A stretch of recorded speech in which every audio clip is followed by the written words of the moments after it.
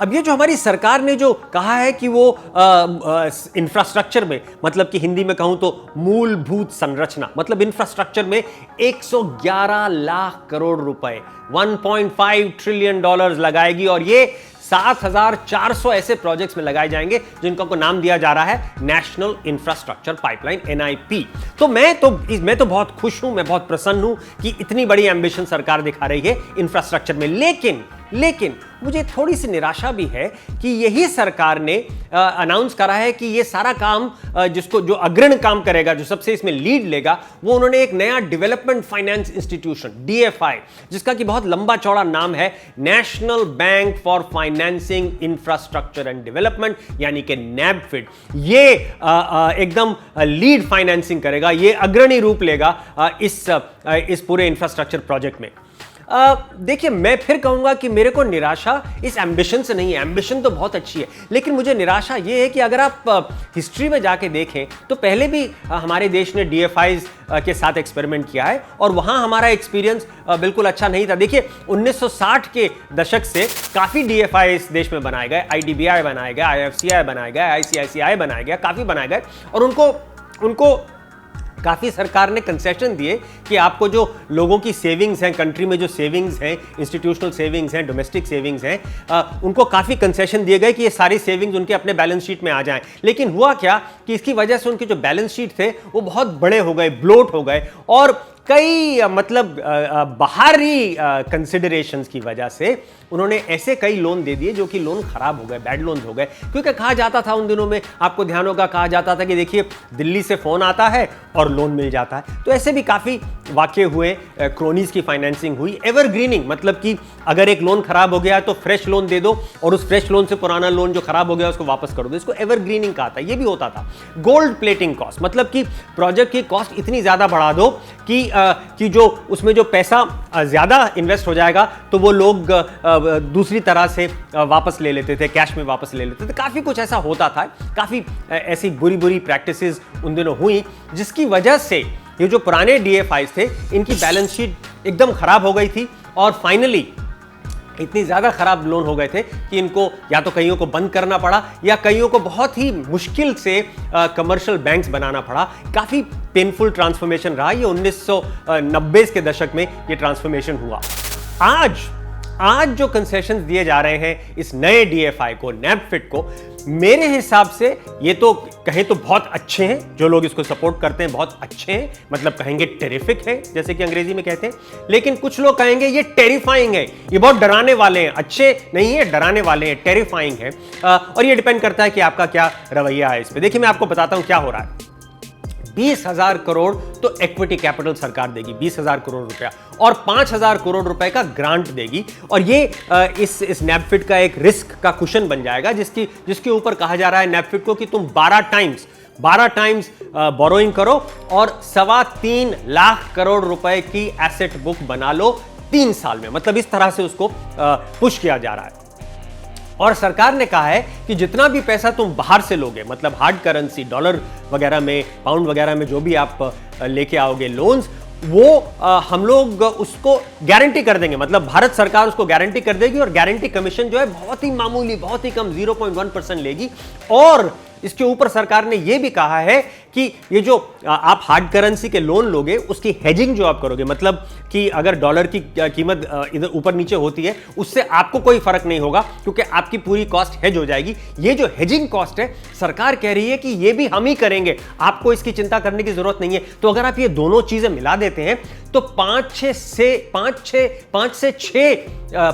5 to 6% की ये subsidy सरकार NABFID को दे रही है। और रिजर्व बैंक ऑफ इंडिया भी कह रहा है कि हम आपके लिए एक स्पेशल लेंडिंग विंडो खोल देंगे और आपको जब भी वर्किंग कैपिटल चाहिए होगा, शॉर्ट टर्म के लिए चाहिए होगा, थोड़े अर्जे के लिए वर्किंग कैपिटल चाहिए होगा, आप आइए, अपने जो आपके पास एसेट है उनको कोलैटरलाइज करिए और हमसे ले लीजिए। मतलब वर्किंग कैपिटल की भी प्रॉब्लम इस NABFID की एकदम सॉल्व हो गई है। और अब देखिए एक खासी, जिसको अंग्रेजी में कहते हैं चेरी ऑन द केक, मतलब खासा ही वो कंसेशन दिया जा रहा है कि 10 साल के लिए इनकम टैक्स नहीं भरना पड़ेगा उन लोगों को जो कि इस NABFID में लॉन्ग टर्म कैपिटल देते हैं, ज्यादा इसको पूंजी देते हैं, उनको 10 साल के लिए इनकम टैक्स का हॉलिडे दे दिया गया है और फाइनली कहा गया है कि कोई भी सरकार की जो इन्वेस्टिगेटिव एजेंसीज है, सीबीआई हो, इन्फोर्समेंट डायरेक्टरेट हो, ये नैपफिड के सीनियर मैनेजमेंट के अगेंस्ट कोई ऐसा केस नहीं, कोई ऐसा इंक्वायरी नहीं करेगी जब तक कि राष्ट्रीय सरकार, सेंट्रल गवर्नमेंट का अप्रूवल उसको नहीं मिलता है।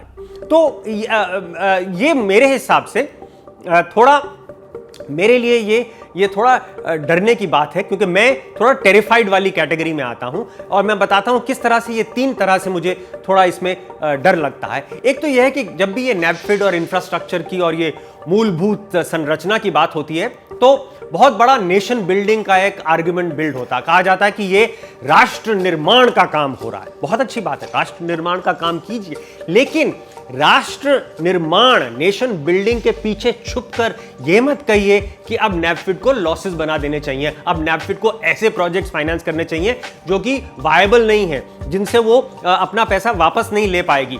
अगर आप ये राष्ट्र निर्माण के नाम में ऐसे बुरे लोन फिर से शुरू करवा देंगे तो ये त्रासदी होगी, ये ट्रेजेडी होगी।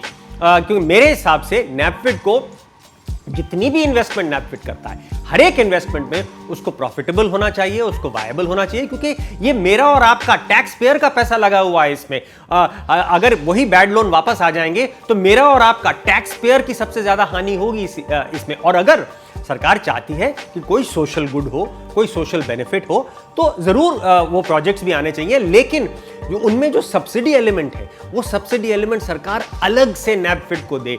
नैपफिड का रिटर्न कम नहीं होना चाहिए, सरकार सब्सिडी अलग से दे, ट्रांसपेरेंटली दे, बैलेंस शीट में साफ तरह से दे। इससे नैपफिड जो है उसकी बैलेंस शीट हेल्दी रहेगी। देखिए, सरकार ने ये पहले भी गलतियां करी हुई हैं, जैसे फूड कॉर्पोरेशन ऑफ इंडिया को किस तरह से सरकार ने अपने losses food corporation of India की बैलेंस शीट पे डाल दिए, जिसकी वजह से उसकी हालत बहुत खस्ता हो गई। ये हमको नैपफिड में कतई नहीं, बिल्कुल नहीं करना है।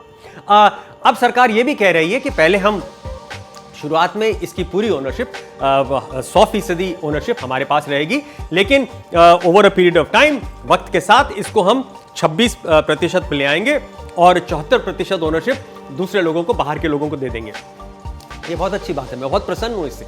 लेकिन यहां पर भी मैं ये कहना चाहता हूं कि शुरू के कुछ सालों में तो ये 100% सरकारी संस्था ही रहेगी, तो इसका जो कल्चर बनेगा, जो इसका एक काम करने का तरीका बनेगा, वो तो सरकारी ही होगा, क्योंकि पिछले शुरुआत के सालों में तो ये पूरी तरह से सरकारी संस्था है। और इससे थोड़ी प्रॉब्लम होगी, क्योंकि मेरे हिसाब से हमारे प्राइवेट सेक्टर में, हमारे पब्लिक सेक्टर में, जैसे स्टेट बैंक ऑफ इंडिया जैसे पब्लिक सेक्टर एंटिटीज भी हैं, प्राइवेट सेक्टर में भी हैं, बहुत भारी एंटिटीज हैं, जिनको पूरी तरह से अब समझ आ गया है कि किस तरह से ये जो अल्ट्रा लॉन्ग टर्म रिस्क होते हैं इंफ्रास्ट्रक्चर प्रोजेक्ट के, बहुत लंबे जो रिस्क होते हैं इंफ्रास्ट्रक्चर प्रोजेक्ट के, उनको किस तरह से असेस करना है, किस तरह से उनको रिस्क को कंटेन करना है, उनको पूरी तरह समझ आ गया है। उनको मॉडलिंग आती है, उनके पास पूरी सोफिस्टिकेटेड टैलेंट और स्किल बेस आ गया है। तो क्यों हम फिर एक नया सरकारी संस्था बना रहे हैं जो कि फिर से वही सारे स्किल सेट्स, वही सारा आर्किटेक्चर, वही सारा इंफ्रास्ट्रक्चर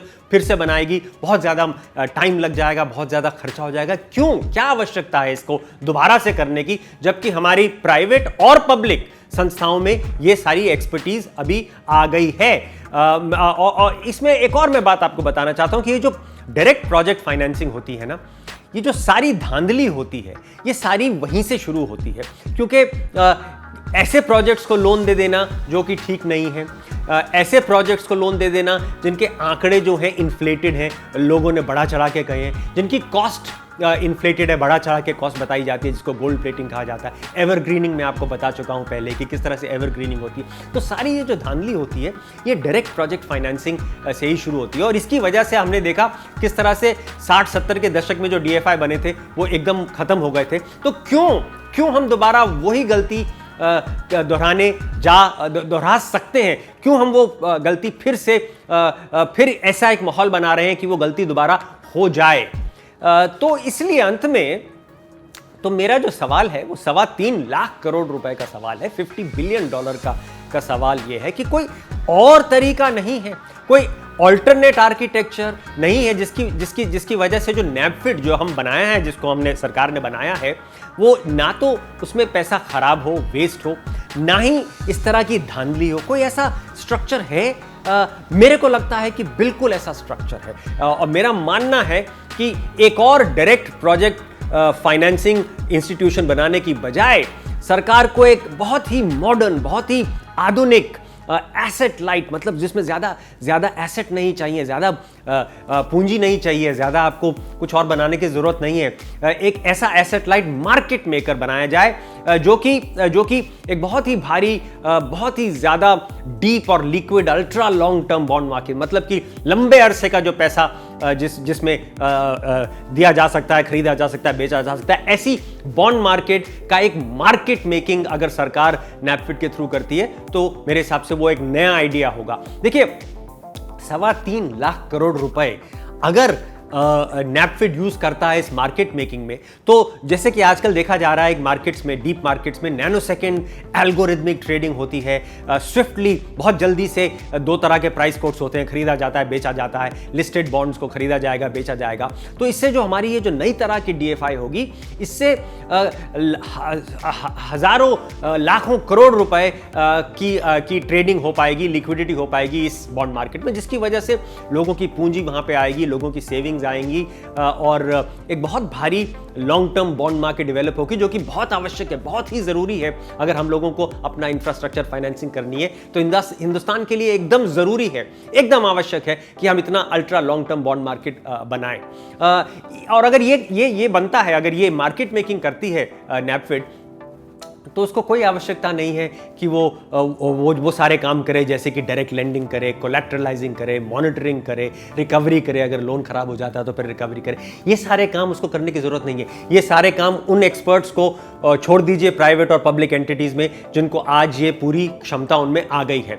और उसका ये जो रिस्क असेसमेंट भी करेगी ये जो नई संस्था होगी नैपफिड, ये भी सिर्फ एक इंडिविजुअल इंस्ट्रूमेंट का करेगी, एक बॉन्ड का करेगी, पूरे प्रोजेक्ट का नहीं करेगी। इसलिए उसको कोई ऐसी खास क्षमता बनाने की जरूरत नहीं है जिससे कि उसको समझ आए कि हर तरह की इंडस्ट्री में किस तरह से लाखों करोड़ के जो प्रोजेक्ट्स हैं उनको किस तरह से असेस किया जाए, उनका रिस्क कैसे कंटेन किया जाए। ये बहुत मुश्किल काम है, बहुत स्पेशलाइज्ड काम है।